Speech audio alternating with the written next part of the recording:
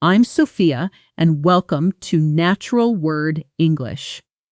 If you've ever sat in a conversation, translating every single sentence in your head before you speak, today's lesson is going to change the way you listen. This is not another repeat after me video where you memorize 20 phrases and forget them by tomorrow. This is a slow, deliberate listening practice built for learners who already understand the basics of English, but who are stuck at that frustrating middle stage, the stage where you know enough grammar to survive, but you don't yet have the vocabulary to sound like yourself. Today, we are going to fix that one real word at a time inside real situations you actually live through every single day. Here's the promise. By the end of this lesson, you will walk away with more than 60 pieces of advanced C1 to C2 level vocabulary, and every single one of them will come wrapped inside a real scene, a real conversation, and a real reason to use it. No abstract word lists, no flashcards with no context. You will hear a word, you will understand exactly what it replaces, you will hear it used naturally by two people talking, and then you will say it out loud yourself. That's the difference between memorizing English and actually owning it. Let me explain quickly why this method works. This method, because I think it matters that you understand it, not just follow it blindly. When you learn a word in isolation, your brain stores it as a fact, like a phone number. Facts are easy to forget because they have no emotional or situational anchor. But when you learn a word attached to a scene, a feeling, a person's voice, your brain stores it as an experience. Experiences are sticky. That's why you still remember the lyrics of a song you heard once at a wedding 10 years ago, but you can't remember the word you memorized from a list last week. So instead of giving you a list, I'm going to walk you through a full day, morning to night, and in every scene, I'll hand you the exact upgraded word a fluent native speaker would reach for, instead of the basic one you already know. One more thing before we start. This lesson uses real shadowing, not casual repeating. Real shadowing means you listen to a phrase and you echo it back almost instantly, while the sound is still alive in your ear, matching my rhythm and my intonation as closely as you can. Instead of waiting until I finish and then repeating from memory. It feels strange the first few times. Keep trying anyway.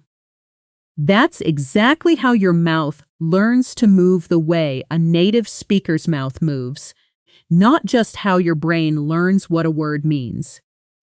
All right, deep breath. Let's begin. Picture your alarm going off. You're not fully awake yet. Your mind is foggy. Your body feels heavy.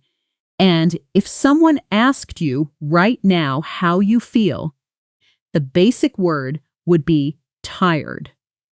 But there's a more precise word for that specific in-between state. Not fully asleep, not fully awake, moving slowly, thinking slowly. That word is groggy. You wake up groggy. Say it with me. Slowly first, groggy.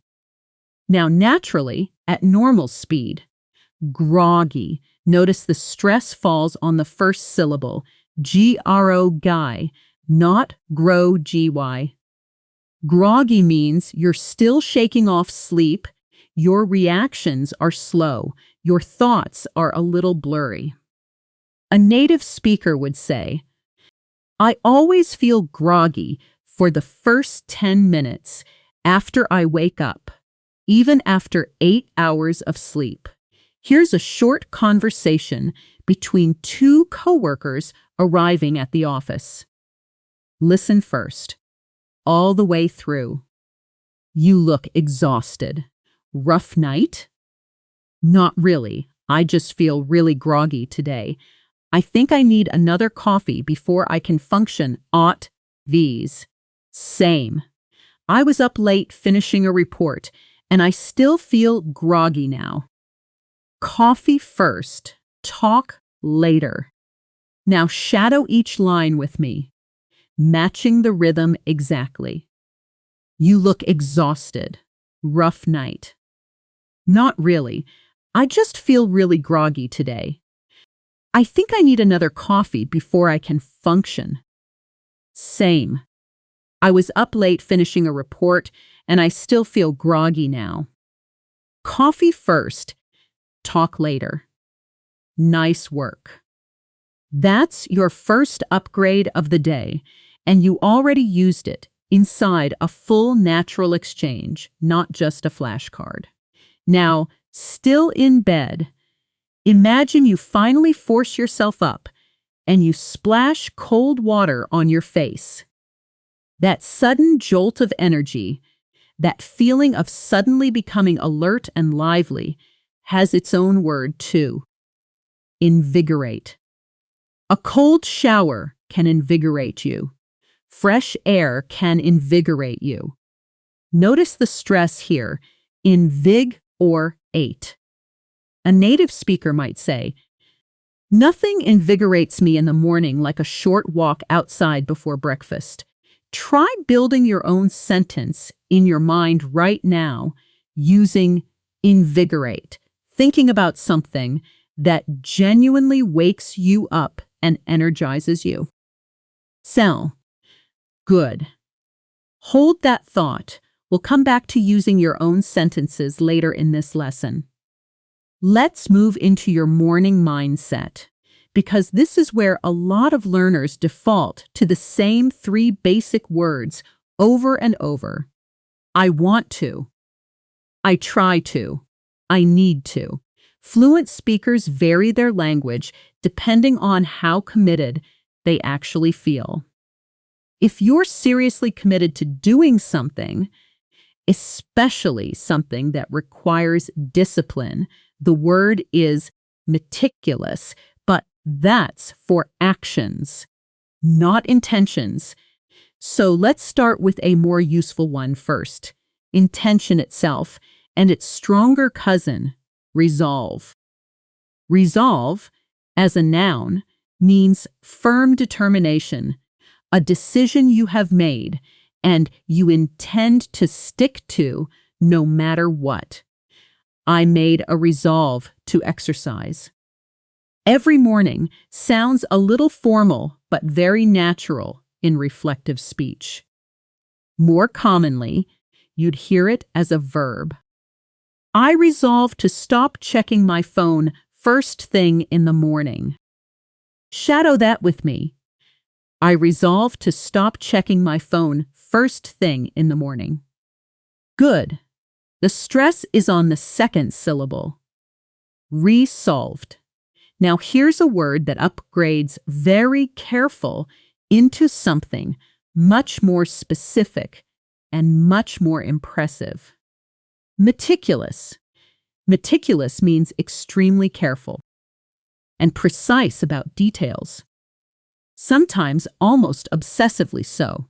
If someone plans their morning routine down to the exact minute, you'd say they're meticulous about their schedule. Listen to this sentence. My sister is meticulous about her morning routine. She does the exact same 5 steps in the exact same order every single day. Shadow it with me. My sister is meticulous about her morning routine. She does the exact same 5 steps in the exact same order every single day. The stress falls here. Me tick you loose. 4 syllables. And native speakers often soften the middle a little when speaking fast, so it can sound almost like me tick you loose. Let's hear it slow, then fast, side by side. Meticulous, meticulous. Try saying it fast 3 times in a row. Now imagine you're running slightly behind schedule and you keep delaying getting out of the door. The basic word is delay. But there's a word that captures the specific habit of putting things off, often unnecessarily, and it's one of the most requested advanced words by English learners: procrastinate. Procrastinate. To procrastinate means to delay doing something you should be doing, usually because you'd rather do something easier or more enjoyable instead. I know I need to leave in 10 minutes, but I keep procrastinating by scrolling through my phone. Shadow that with me. I know I need to leave in 10 minutes, but I keep procrastinating by scrolling through my phone. The stress is on the 3rd syllable. Pro-cra-tinate. Let's pause here for a second and do something different. I want you to try the sensory self-talk technique, something almost no other channel teaches properly, but it will genuinely transform how automatic your English becomes outside of these videos. Close your eyes for a moment, or just relax your shoulders. If you're walking or sitting somewhere, you can't close your eyes. Now, using only words we've covered so far, describe your actual morning today, out loud if you can, quietly if you can't. Try something like this. I woke up groggy this morning. I told myself not to procrastinate, so I got out of bed and let the cold water invigorate me. I'm trying to be more meticulous about starting my day early. You don't need to say it perfectly. You just need to say it. This tiny act of building your own sentence with new words is what moves vocabulary from your memory into your mouth. Nice work. That's real progress, even if it felt a little clumsy. Now let's step into your commute, because this is where conversations with strangers or coworkers happen fast. And this is exactly where B1 learners get stuck reaching for basic small talk while everyone around them nod. Pound sounds effortless. Imagine you're on a crowded train or bus. The basic word for a busy, packed place is crowded. And that's fine, but there's a more vivid, slightly more advanced word that native speakers reach for to describe an uncomfortably packed space. Cramped, or even better, for describing the whole scene. Congested, which is more commonly used for traffic and roads specifically. The roads are always congested around 8 in the morning. Shadow it. The roads are always congested around 8 in the morning. Notice the stress. Congested. Here's a mini dialogue set on that commute. Picture 2 neighbors bumping into each other at the bus stop. Listen to the whole thing first. Morning. Have you been waiting long? About 10 minutes. The traffic looks really congested already. Yeah, I saw. I'm thinking of leaving the car at home and taking the train instead. Honestly, that's probably smarter. I've been stuck in this exact spot for 20 minutes before. Now let's shadow it together, line by line, matching the natural rhythm.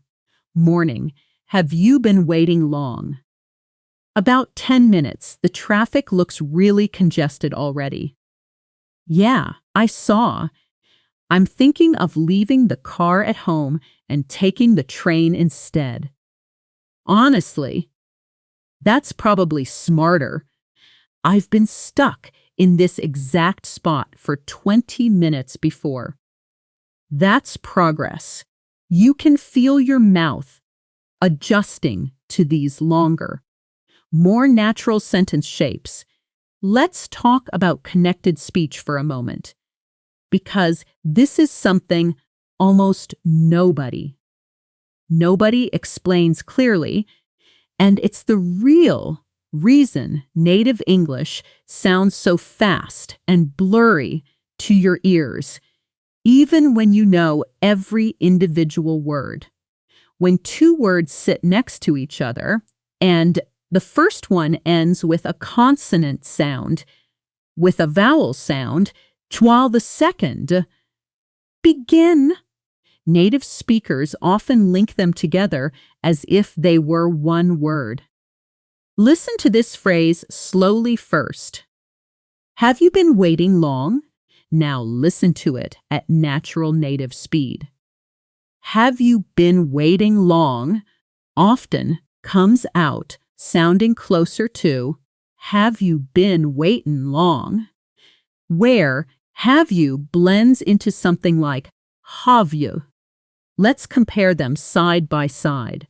Slow, have you been waiting long? Fast, connected, have you been waiting long? Try saying both versions yourself. Slow first, then fast. This is exactly the skill that lets you finally understand native speakers in real conversations instead of only understanding textbook English. Let's continue into your workday, because this is where the vocabulary upgrades matter most for a huge number of you. You, watching, whether you're in an office, on video calls, or writing emails. Imagine you walk into a meeting. The basic phrase is, I think, repeated over and over throughout your career. Let's upgrade it depending on how confident you actually feel. If you're fairly confident, but want to sound thoughtful rather than aggressive, use the phrase, I would argue that, which signals a reasoned opinion, not a random guess. I would argue that we should delay the launch by 1 week. Shadow it. I would argue that we should delay the launch by 1 week. If you want to describe someone who speaks in meetings clearly, confidently, and directly without being rude, the word is assertive. Assertive doesn't mean aggressive. It means confidently stating your position while still respecting others. She's very assertive in meetings.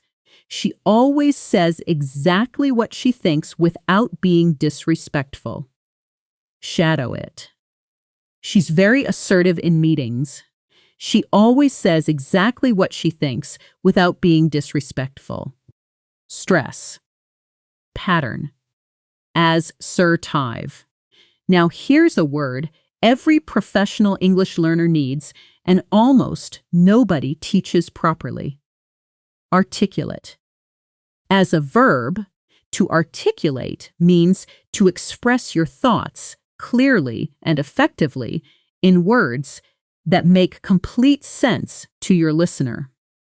As an adjective, describing a person, it means someone who speaks clearly and expresses ideas well. He's incredibly articulate, even when he's explaining something really complicated. Shadow it.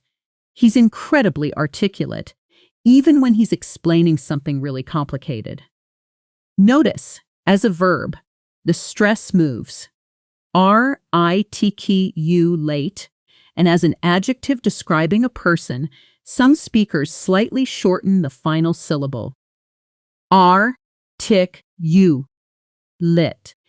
Let's build a longer meeting scene now, because this is exactly the kind of extended, role-switched conversation that most channels skip, and it's exactly what will make your speaking sound genuinely fluent instead of memorized. Picture yourself in a project meeting. Two colleagues are discussing a delayed deadline. Listen to the full conversation first, all the way through, without stopping. I want to be honest with the team. I don't think we can hit Friday's deadline. I hear you, but the client is expecting an update by then. Can we at least deliver a partial version? That's possible, but I'd rather be candid now than surprise. Everyone later with a rushed, sloppy result. Fair point. What if we streamline the last two steps to save time instead of cutting corners? That could work. Let's delegate the design review to Maria so we can move faster in parallel. Dalioyev. Sounds good. I'll be candid with the client too, and manage their expectations honestly. Before we shadow this, let's unpack two new words quickly. Candid means honest and direct, especially about something that might be uncomfortable to say. I'll be candid with you. I don't think this plan will work. Streamline means to make a process simpler and more efficient by removing unnecessary steps. We need to streamline our onboarding process. It takes way too long right now. And delegate means to give a task or responsibility to someone else, typically someone on your team. A good manager knows how to delegate instead of doing everything themselves. Now let's shadow the full conversation together, line by line, at a natural pace. I want to be honest with the team. I don't think we can hit Friday's deadline. I hear you, but the client is expecting an update by then. Can we at least deliver a partial version? That's possible, but I'd rather be candid now than surprise. Everyone later with a rushed, sloppy result. Fair point. What if we streamline the last two steps to save time instead of cutting corners? That could work. Let's delegate the design review to Maria so we can move faster in parallel.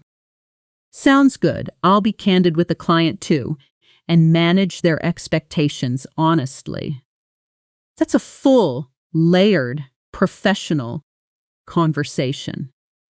And you just spoke every line of it yourself. That is real progress, genuinely.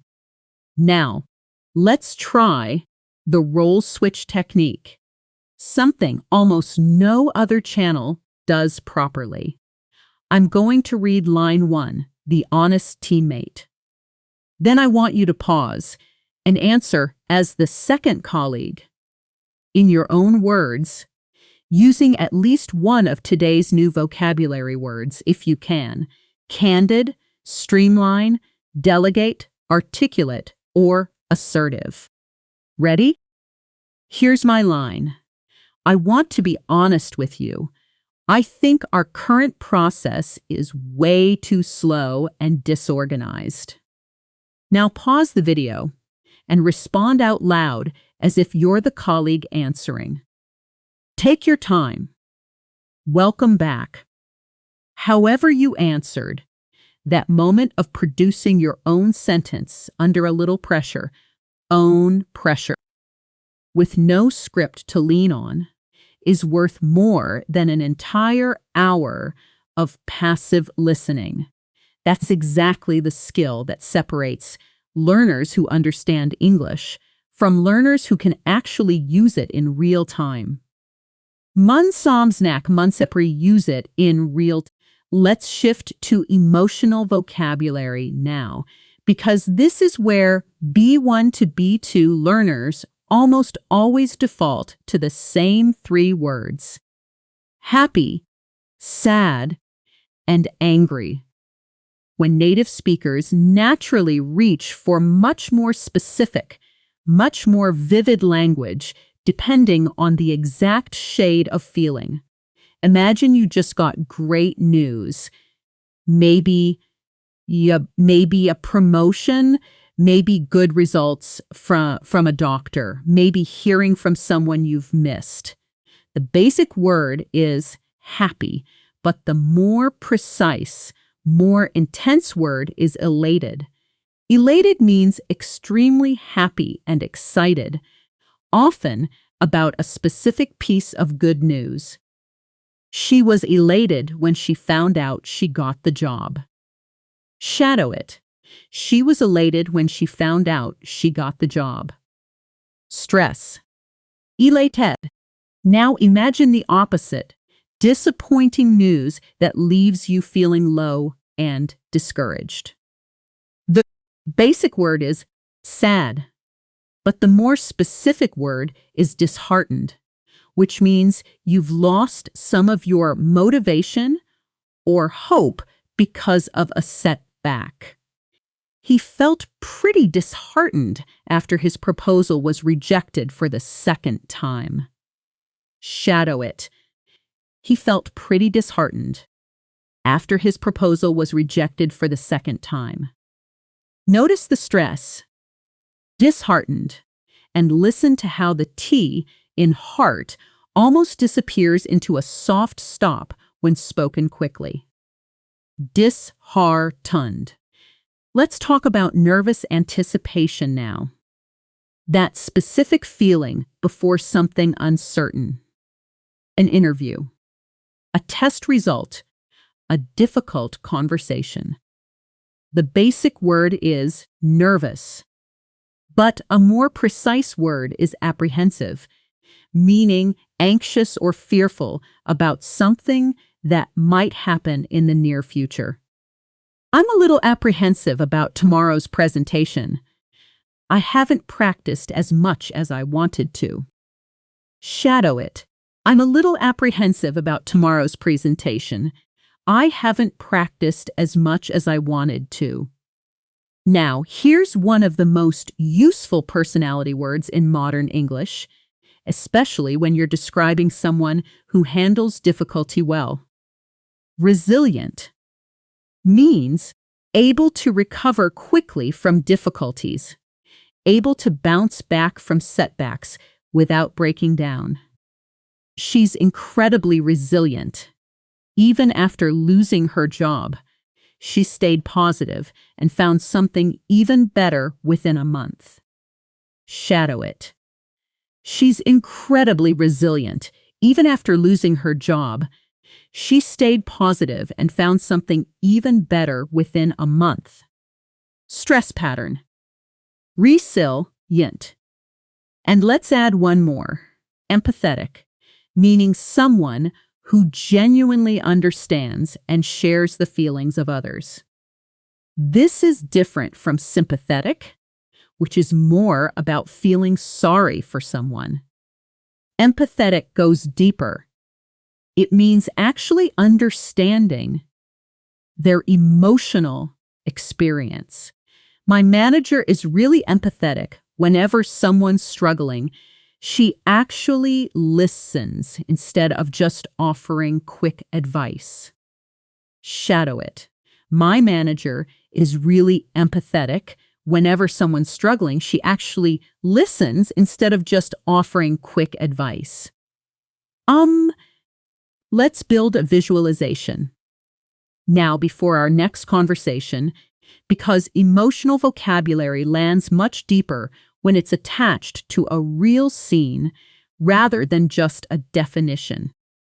Imagine a small, quiet cafe in the late afternoon, soft jazz playing in the background, the smell of coffee and cinnamon in the air, rain gently tapping the window outside. Two close friends are sitting across from each other, and one of them has just gone through a difficult week. Listen to the entire conversation first, all the way through.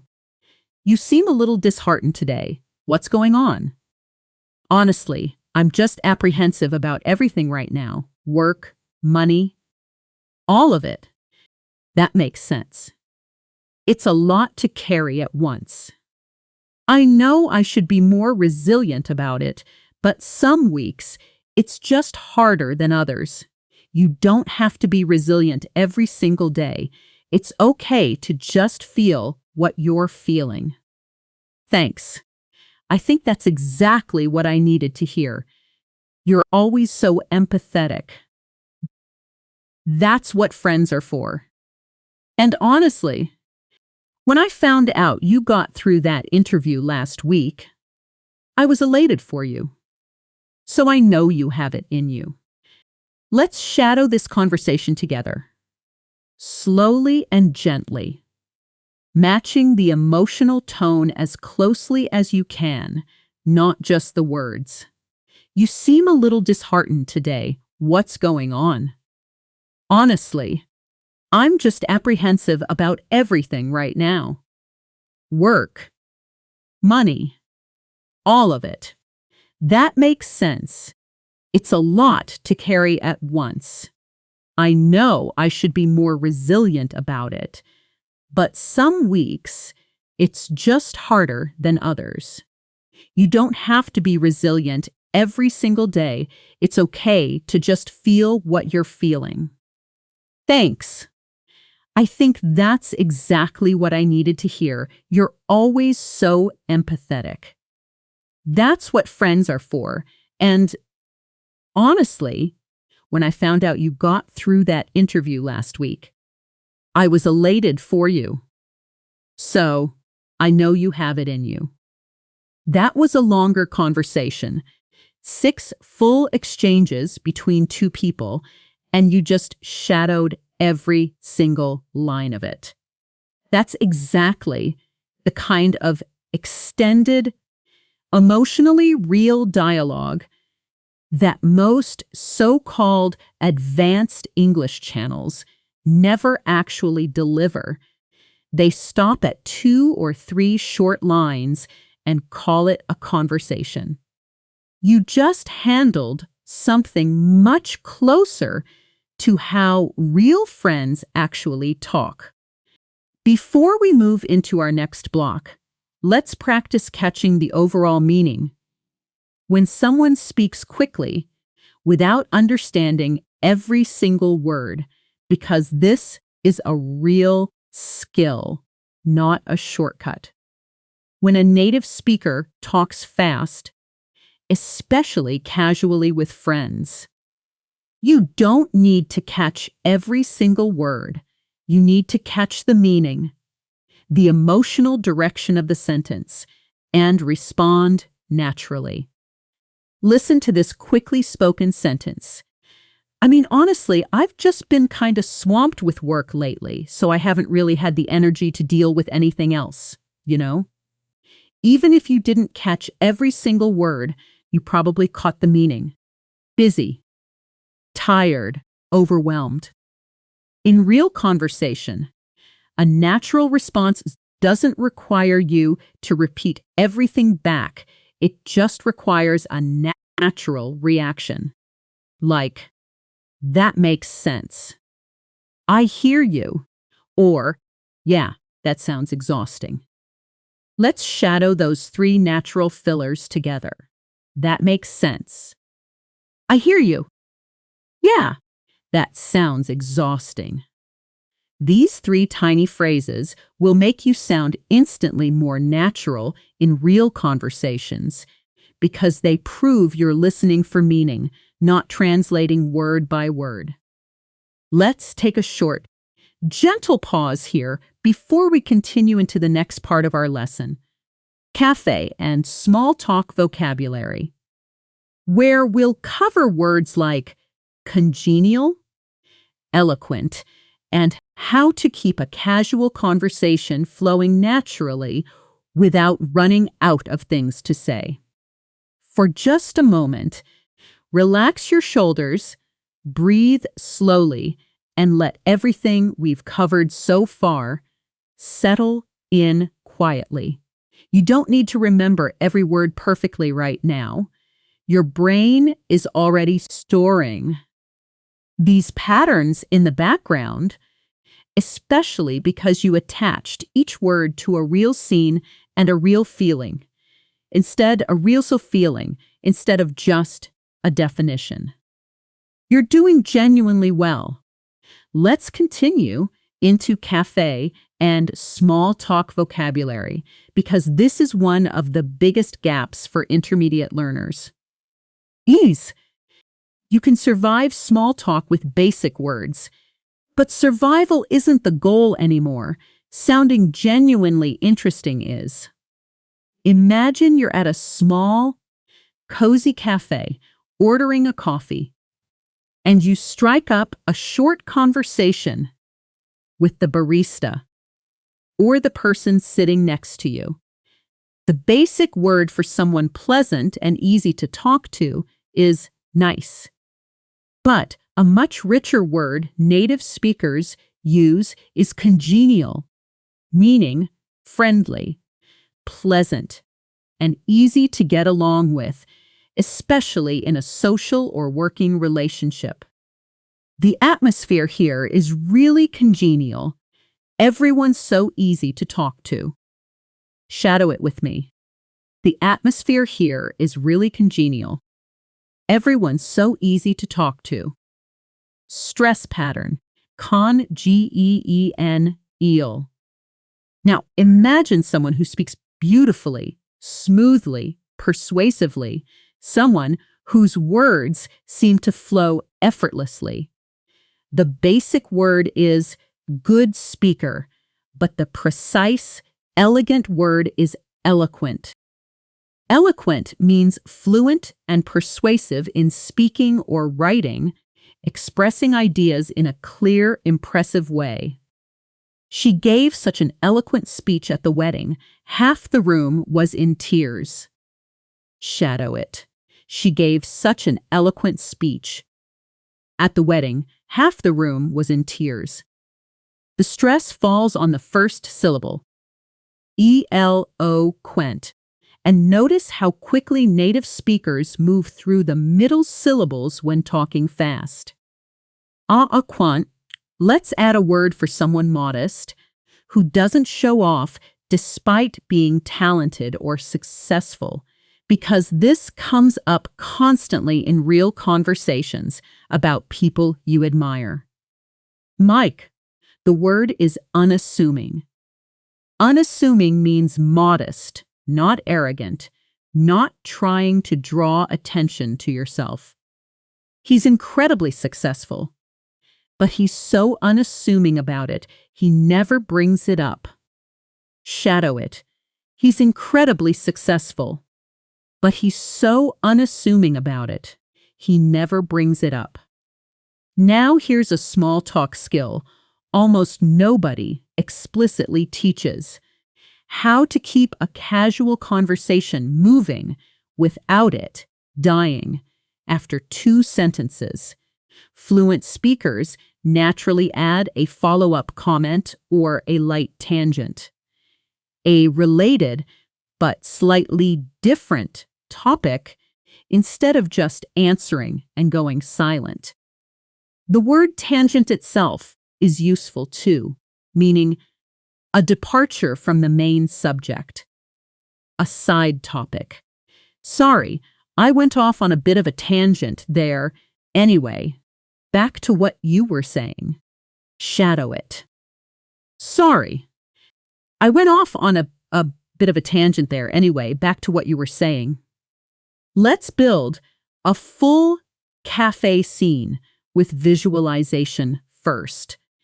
Imagine warm afternoon light coming through the cafe window, the gentle hiss of the espresso machine, the low hum of conversation around you, a slightly worn wooden table under your hands. You've just ordered your coffee, and the person next to you, a regular you've seen before but never really spoken to, strikes up a conversation. Listen to the whole exchange first. "I love this place. It's got such a congenial atmosphere, don't you think?" "Definitely.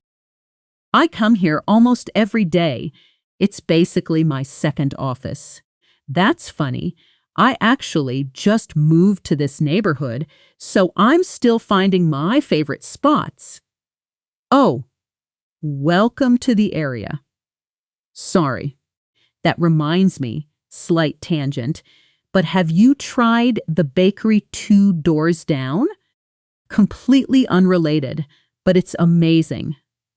"I haven't yet, but now I definitely will." "Thanks for the tip." "Anytime." If you ever need recommendations, I'm basically the unofficial, unassuming local expert around here. Let's shadow this full conversation together. "I love this place. It's got such a congenial atmosphere, don't you think?" "Definitely. I come here almost every day. It's basically my second office." "That's funny. I actually just moved to this neighborhood, so I'm still finding my favorite spots." "Oh, welcome to the area. Sorry, that reminds me. Slight tangent, but have you tried the bakery 2 doors down?" Completely unrelated. "But it's amazing." "I haven't yet, but now I definitely will. Thanks for the tip." Anytime. If you ever need recommendations, I'm basically the unofficial, unassuming local expert around here. That's genuinely how strangers build rapport in English. Small comments, light tangents, gentle humor, not perfectly structured textbook sentences. Now, let's work on intonation, because this is another piece almost nobody explains clearly. In English, questions that can be answered with yes or no typically rise in pitch at the end, while statements and most information questions, the ones starting with what, where, why, how, typically fall in pitch at the end. Listen to the difference. Rising, yes or no question. "Have you tried the bakery?" Falling statement. "I come here almost every day." Let's practice both. Repeat the rising question with me. "Have you tried the bakery?" Now, the falling statement. "I come here almost every day." Getting this rise and fall right is often the single biggest reason native speakers instantly understand whether you're asking or telling, even before they process your exact words. Let's move into a job interview role play now, because this is one of the highest value situations for advanced vocabulary and one of the most requested topics from learners at your level. Imagine you're sitting across from an interviewer in a bright office, a little nervous, palms slightly sweaty, trying to sound composed and professional. Composed is a useful word here too, meaning calm and in control of your emotions, especially under pressure. She stayed remarkably composed throughout the entire interview. Even when they asked her difficult questions, she stayed remarkably composed throughout the entire interview. Even when they asked her difficult questions. Here's the interview scene. Listen to the whole exchange first, all the way through. Tell me about a time you had to handle a difficult situation at work. Sure. In my last role, our team faced a pretty tight deadline, and honestly, the workload felt overwhelming at first. How did you handle that? I tried to stay composed and break the project into smaller, manageable tasks. I also had to be assertive about which tasks we could realistically delegate to other departments. That's a great approach. What would you say is your biggest strength? I'd say I'm meticulous under pressure. I don't let stress affect the quality of my work. If anything, it makes me more careful, not less, af Izadis. And how do you handle feedback that's hard to hear? Honestly, I try to be receptive rather than defensive. If someone gives me candid feedback, I see it as an opportunity, not an attack. Let's unpack one new word quickly: receptive, meaning open to new ideas, suggestions, or feedback, willing to listen and consider them seriously.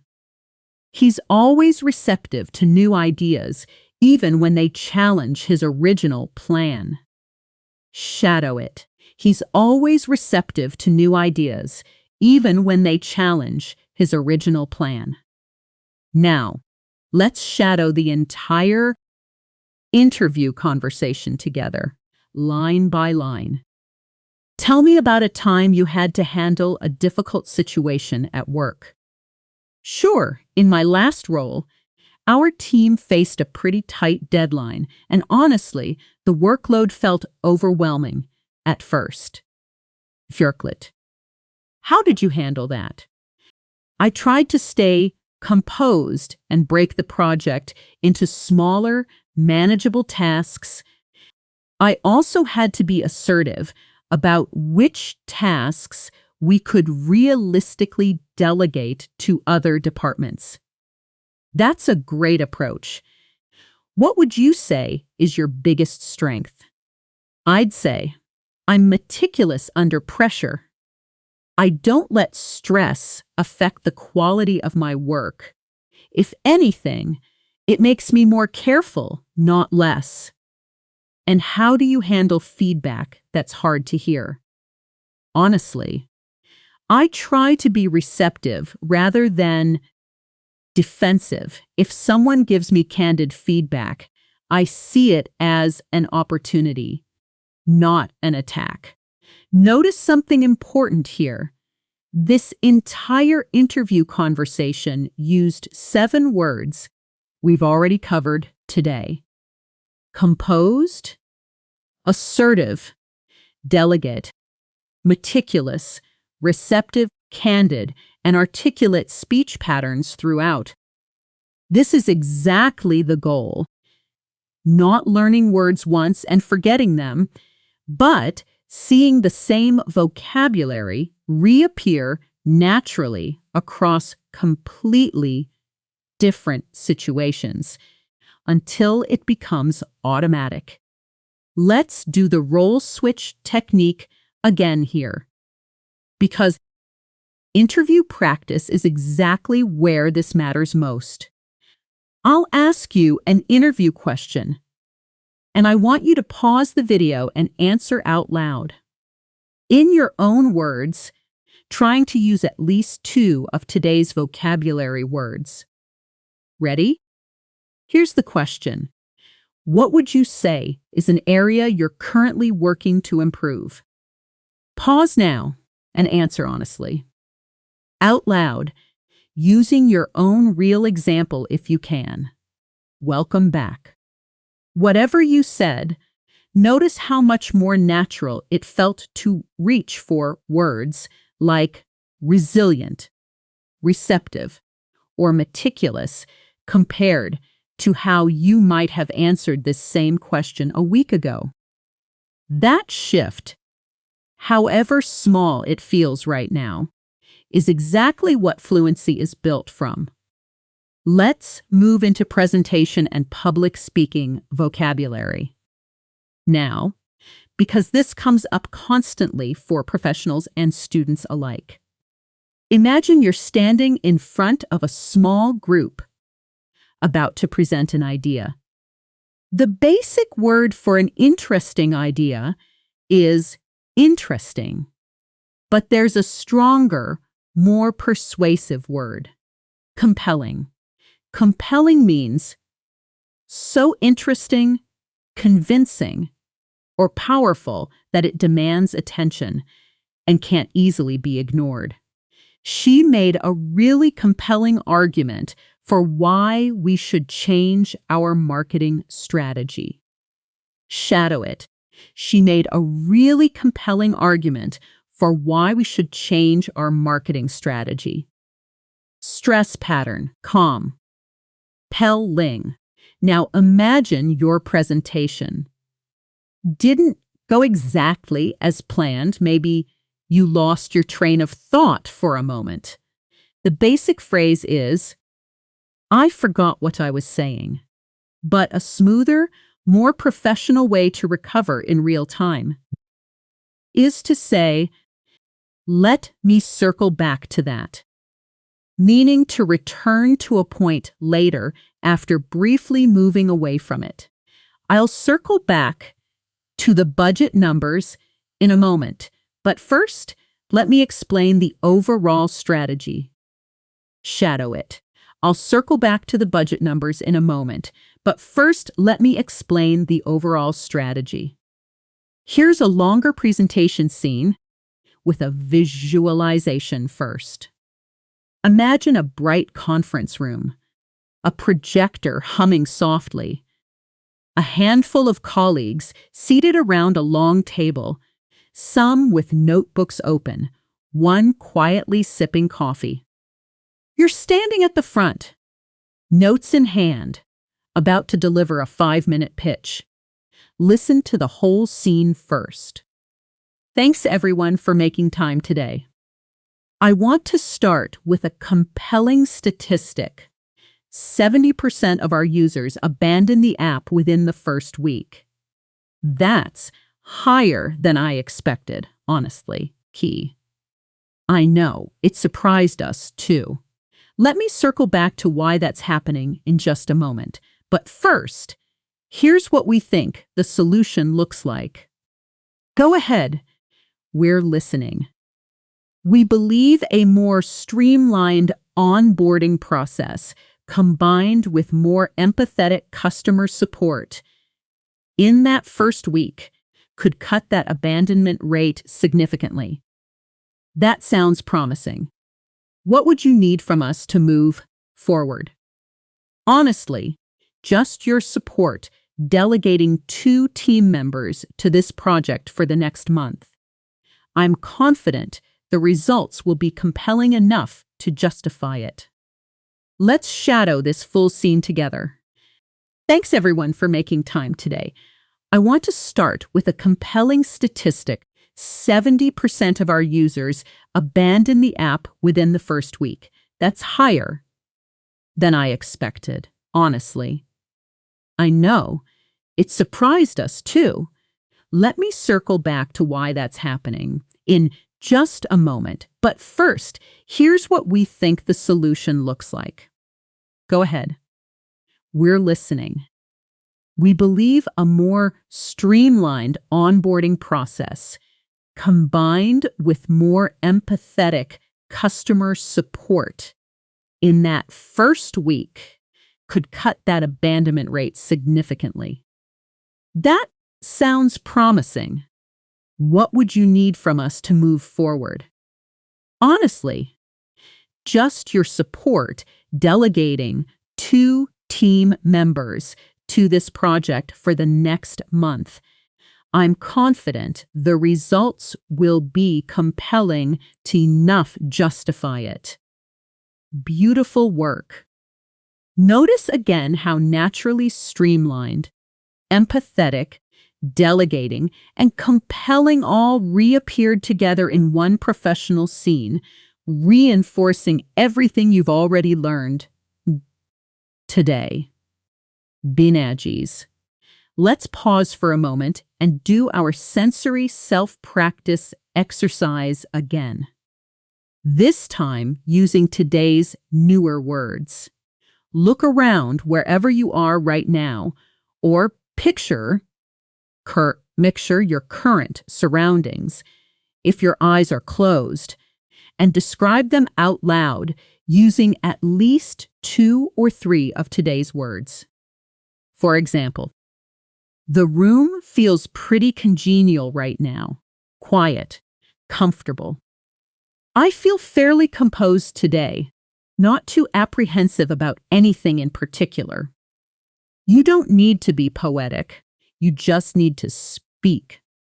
This tiny act of self-narration using upgraded vocabulary is exactly what turns passive knowledge into active, automatic speech. Now let's slow things down for a moment. A short, calm break before we move into our final stretch. Let your shoulders drop. Breathe slowly and just listen without any pressure to shadow for the next few sentences. You've already covered an enormous amount of real, usable vocabulary today. Groggy, invigorate, resolve, meticulous, procrastinate, assertive, articulate, candid, streamline, delegate, elated, disheartened, apprehensive, resilient, empathetic, congenial, eloquent, unassuming, tangent, composed, receptive, compelling, and circle back. That's already 24 pieces of real C1 to C2 level vocabulary, each one attached to a real scene, a real conversation, a real feeling. And we still have more ahead. Confusable word pairs that trip up even advanced learners, evening reflection vocabulary, and your final fluency round. Let's tackle a few commonly confused word pairs now, because this is exactly the kind of subtle, advanced knowledge that separates B2 learners from true C1 speakers. First, affect versus effect. Affect is almost always a verb, meaning to influence something. The weather really affects my mood. Effect is almost always a noun, meaning the result of something. The weather has a huge effect on my mood. Shadow both. The weather really affects my mood. The weather has a huge effect on my mood. Next, adopt versus adapt. Adopt means to start using or accepting something new, like an idea, a habit, or even a pet. The company adopted a new remote work policy. Adapt means to adjust or change yourself in response to new conditions. It took me a while to adapt to the new schedule. Shadow both. The company adopted a new remote work policy. It took me a while to adapt to the new schedule. Next, a pair that even advanced learners mix up constantly. Economic versus economical. Economic relates to the economy, trade, and money on a large scale. The economic impact of the policy was significant. Economical means something is cost-efficient, saving you money. This car is really economical. It barely uses any fuel. Shadow both. The economic impact of the policy was significant. This car is really economical. It barely uses any fuel. And one more, sensible versus sensitive. Sensible means showing good judgment, practical and reasonable. That's a very sensible decision. Sensitive means easily affected emotionally or physically delicate. He's quite sensitive about criticism regarding his work. Shadow both. That's a very sensible decision. He's quite sensitive about criticism regarding his work.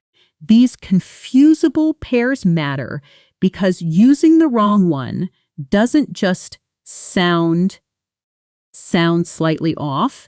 It can completely change your meaning, and native speakers notice immediately, even if they're too polite to correct you. Let's move into our evening reflection scene now, closing the loop on the full day we've walked through together. Imagine it's late evening. The room is quiet. Maybe a single lamp is on, and you're thinking back over your day.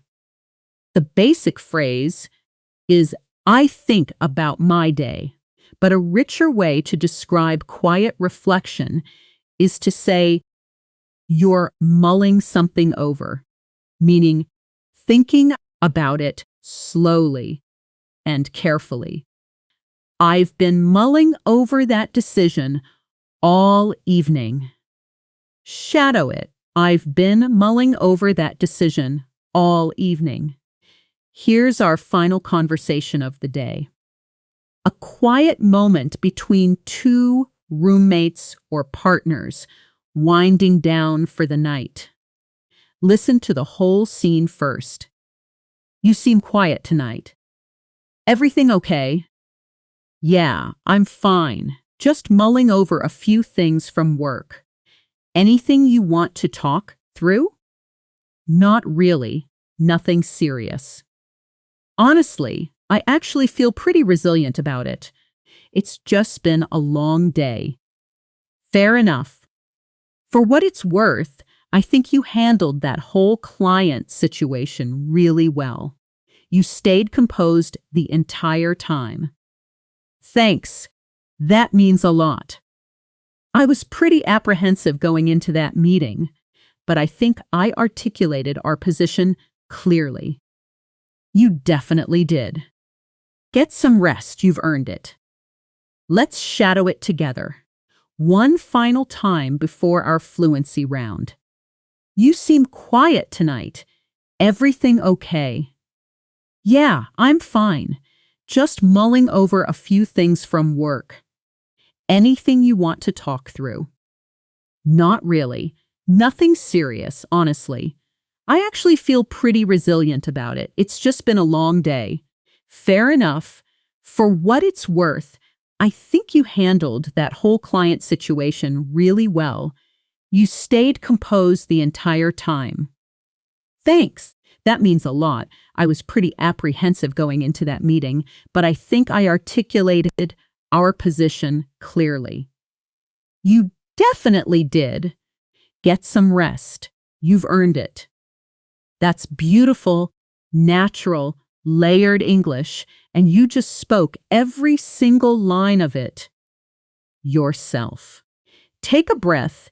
You've done an enormous amount of real work today, and we still have one more powerful stretch ahead. Our fluency round, where we'll rapid fire through every single word from today, plus a final sensory practice exercise. Using everything you've learned, before we close with your specific action step for today, let's move into our fluency round, the part of this lesson where we stop introducing new words and instead move fast, reinforcing everything you've already learned so it starts to feel automatic rather than effortful. I'm going to say each word, give you a half second, and I want you to say it back immediately, matching my rhythm, before I move to the next one. Ow!